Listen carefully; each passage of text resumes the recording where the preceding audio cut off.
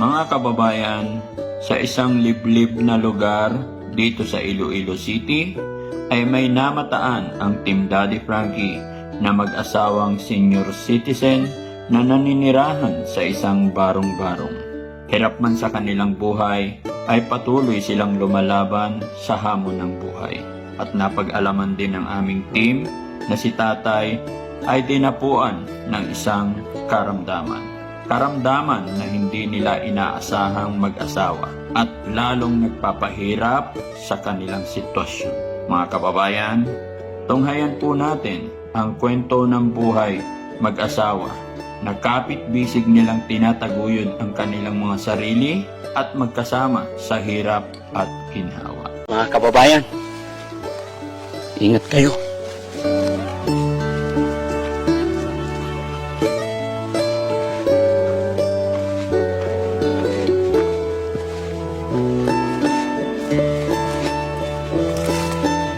Isang mapagpalang araw sa atin mga kababayan, mga kabarangay, kumusta po kayo? Sana po ay nasa mabuti kayong kalagayan. Saan man kayo naroroon, Luzon, Visayas, Mindanao, ingat po tayo mga kababayan, doble ingat.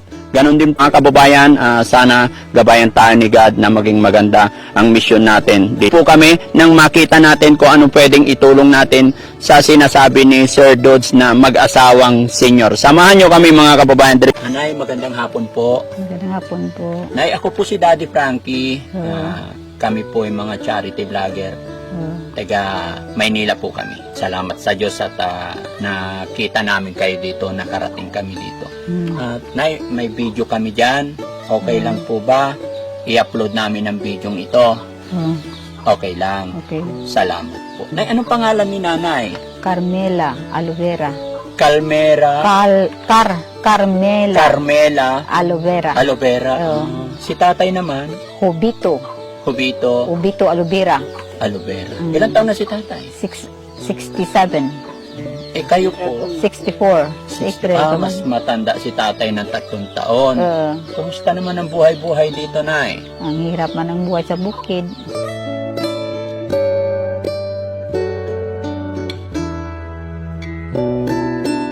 Ilan po ang anak nyo, Nay? 5. 5. So, pansin ko na yung bahay ninyo, lumang-luma na. Luma na. Ilan kayo nakatira dyan, Nay? 2 lang kami. 2 lang kayo. Si tatay, napansin ko, ano po si tatay? Anong karamdaman ni tatay? Na sira yung mata, na stroke pa.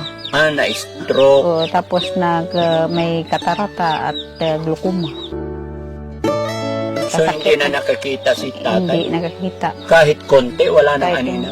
Kahit kunti, wala na. So, paano kayo nabubuhay ngayon, Nay? Ako lang yun, nagtatanim ng mga ano-ano lang yun sa, nagbibinta minsan ng mga saging, mga gulay. Nagtatanim-tanim kayo ng mga gulay-gulay? At nag-ano lang dyan eh. Kaya pala may nakita akong mga saging dyan, Nay. Nay, paanong nangyari, saan nagsimula, kung bakit nabulag si tatay, at kung bakit kayo na padpad dito? Pwede mo bang ikwento yung buhay mo, buhay nyo mag-asawa, kung paano nagsimula? Nagbulag siya kasi maraming trabaho niya, yung uling, gumawa ng uling, maaso, at saka nag-araro. Ang trabaho sa bukid, marami rin sa mga trabaho. Anong kalakasan ni tatay, nag-uuling tapos sa bukid pa? Oo, sa bukid pa. Nagtatrabaho, nagtanim ng palay. Kung ano yung mga gulay noon, ngayon wala na. Ganyan na, hindi nang pakakita. Pa siya, may high blood. High blood pa siya? High blood pa siya. So, nung kalakasan niya, Nay, syempre, hindi naman biglaan yung katarata. Hindi nyo ba man napacheck up yan? Napacheck up po noon, pero nang sabi ng idalhin doon sa Western, pero may COVID, hindi ko doon nadala doon eh. Hindi ka man to kapunta doon. Pagtapos ng COVID, mo pagdala ko. Kaya muna sira na yung pagdala ko doon. Hindi na mapirahan. Nagsimula ang katarata niya nung COVID time. COVID time. So, hindi nyo nadala. Hindi nadala. Dinala nyo nung tapos na yung COVID, Tapos na. sira na yung mata. Nasira na. Paano na ang buhay nyo ngayon, Nay? Kung ganyan na hindi nakakita si tatay, paano na kayo nagkumikita? Saan kayo kumukuha ng pagkabuhayan ninyo? May pensyon na sa gobyerno. Amo na minsan may ginahati-hati lang yun mga isa nag-alaga lang mga lang dyan para makakita lang ng pagkain namin dalawa kasi ang mga bata namin mga pamilya naman. Ay, may mga pamilya na. May pamilya na. Kaya wala na kaming, hindi mo sila kabigay sa amin. Hindi mo din tanim-tanim ng mga gulay yun sa bukid at mag-alaga ng mga manok, ibinta, ibili ng mga pagkain.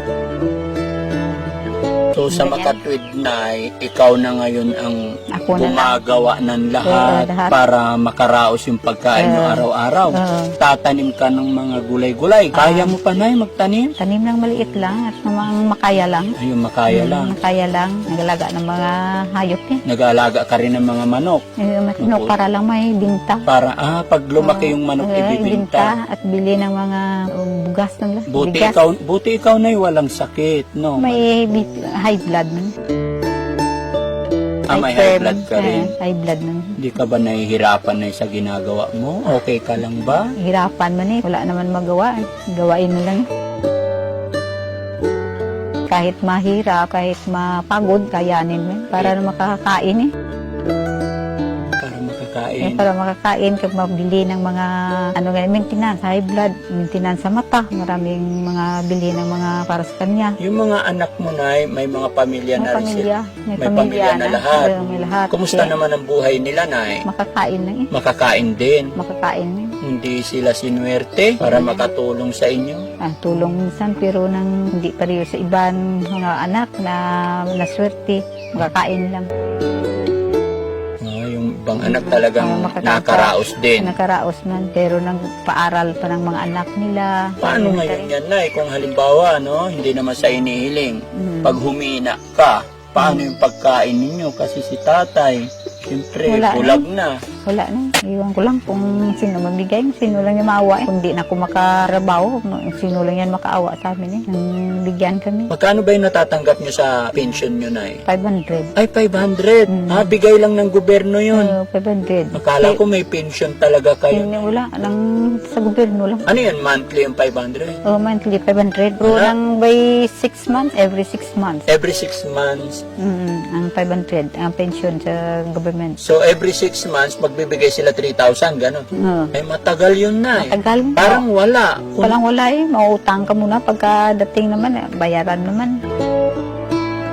Buti may magpapautang pa. Anong eksaktong lugar po ito, Nay? Alimudyan. Alimudyan. Barangay Bulod, Alimudyan. Iloilo. Iloilo. Anong edad kayo nung nagkakilala ni tatay? Paano kayo nagkakilala? Paano kayo nagsimula? Pwede ba ikwento mo sa amin, Nay? Simula kami kasi yung nagtira siya sa bahay ng kiyang tiyo. Nandito lang sa tabi namin at nagkilala kami kahit na hindi gusto ng mga parents ko na siya ang aking asawa. Pero siniswerte kaming dalawa kahit hindi ang gusto ng parents ko. Ganun, mahirap kaming dalawa. Wala siyang permanenteng trabaho, nag-alaga lang ng mga hayop at nag-ani lang ng palay. Primero namin yan. So nakaanak kami. Pag anak namin, mahirapan kasi wala kaming nakuhaan. Ano lang kami, pamugon-mugon. Para makakain kami para sa mga anak namin. Pag simula yun, nag-aral na yung mga anak namin, nagdagdagan hanggang nagkalima kami. Minsan tinulungan kami. Minsan wala kaming kuhaan ng mga pera. Siya, sige, trabaho ng trabaho. Maliit lang yung mga income. Iba, nag-aaral man yung anak ko. Sige, nang kahit matyaga lang yun. Kahit mahirap, sige lang, nag-aaral lang sila. Pagka lumaki na ang mga anak, nag-asawa, wala naman, hindi naman makalto sa mga kaka-college kaya wala namang pera, nag-trabaho. Hindi na nakapag-aral yung mga anak na, Nay. Ang iba nag-aaral, ang iba hindi naman, nag-asawa na lang. Tapos siya nagtrabaho, uuling siya. Yung uling ay mahirap, ganun, may aso, hindi, yung, yung smoke. Opo. Napunta sa mata niya, nagkatarata, naglukoma. Ngayon hindi na siya makakita. Dinala ko yan sa Western, ipagamot, pero wala ng pag-asa. Tatay naman, Teka, usapin ko nga rin si tatay. Kumustahin ko rin si tatay. Yung mga kababayan, ikot ako. Kasi si tatay, hindi naman nangangagat si Doggy, ano? Hindi ah. Doggy, tabi tayo, ha? Tay, kumusta ka naman po? Kumusta naman ang buhay? Mga kababayan, si tatay totally blind po, na bulag na po siya. Wala ka na talaga naaninag, tay? Wala na, hindi mo na naaninag? Hindi, wala na. Ako po si Daddy Frankie, tay. Tay, gaano ba kahirap ang maging isang bulag? Hirap eh. So, dalang lupa. Ilalim ng lupa? Mm. Bakit? Paano mo nasabing sa ilalim ng lupa, tay? Wala ka nakita eh. Yung pinakamahirap no, yung dati kang mas maganda siguro yung pinanganak ka ng bulag kaysa yung Nakita ka, hindi ka makakita. Gaano kahirap yun, tay? Paano mo iminamanage? Paano ka nabubuhay na walang paningin? Para patay na eh. Patay ako. Patay ka na? Ay, hindi po, tay. Malakas ka pa po. Paningin mo lang ang nawala, tay. Pero nakita ko naman si nanay kung gaano kanya kamahal, kung gaano kanya iniingatan. Kaya napakaswerte mo, tay. Kahit hindi ka na nakakakita, pero tapat pa rin sa'yo si nanay. Kasi may nakikita ako na mag-asawa na kumpleto man ang paningin. Hindi naman lahat, pero sa nakita ko kay nanay, kahit nabulag ka na po, ay nakikita ko yung pag-iingat niya sa'yo. Kahit na matanda na siya, sabi niya talagang nagtatanim, nag-aalaga ng mga para may pangkain kayo. Although hindi naman kita masisisi kung ano man yung sinasabi mo parang patay ka na, pero yun ang nakikita ko kay nanay na iniingatan ka niya, mahal na mahal ka niya. Siguro ganun din yung mga anak niyo po, mahal na mahal ka niya, mahal na mahal ka nila. Kanya lang nagkataon din na mahirap sila. Ano po, tay? Hindi masyadong mga pagtagalog si tatay. Hindi, Okay lang, tay, kahit Sabat salitang Ilonggo. Tay, balita ko yung mga Ilonggo. Gaano ba katotoo yung sinasabi nila na kahit galit na, ay malambing pa rin? Eh, malambing pa rin ang Paano yung tono, tay? Pwede bang marinig kung paano maglambing si tatay? Marami. Malambing. Paano mo nilalambing si nanay? Gaba, dalawa na. Ay mga kababayan, si tatay hindi masyadong marunong mga pagtagalog, kahit si Daddy Frankie hindi ko masyado naintindihan yung Hindi salita. yung salita. Kunti lang. Ilonggo at saka Bisaya, magkaparehas ba? Magkaiba? Eh, Parehas. parehas na. Parehas lang. Oo. Kasabot gamay. Oo. Ang Bisaya, iba-iba yung sabot. Mga kami. Ibang kwan Cebuano eh. Sige, Dili. salamat tayo, no? Basta tayo, ano ta naman, laban lang, no? Basta laban lang tayo, importante, nandyan naman si nanay, di ka naman pinapabayaan. Nay, gaano na kayo katagal nagsasama? Ilang taon na po? 33 years. 33 years na kayo nagsasama. Talagang, no? Talagang very close, nagmamahalan talaga, no?